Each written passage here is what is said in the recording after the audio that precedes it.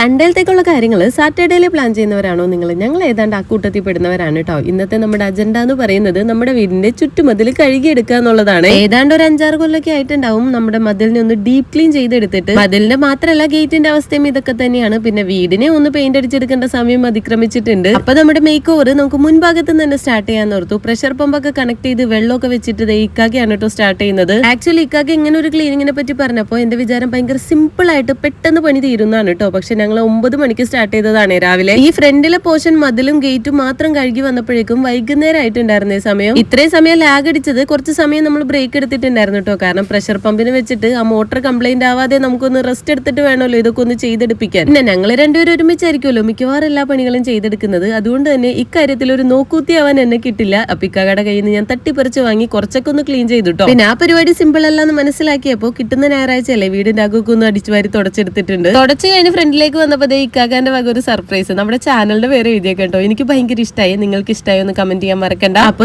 മതിലിനെ വെളുപ്പിക്കുന്ന പരിപാടി കഴിഞ്ഞിട്ടുണ്ട്. ഇനിയിപ്പോ പെയിന്റിംഗ് ആണ്. അത് ഞാൻ അടുത്ത വീഡിയോ ഇട്ട് അപ്ലോഡ് ചെയ്യാം കേട്ടോ. So stay tune.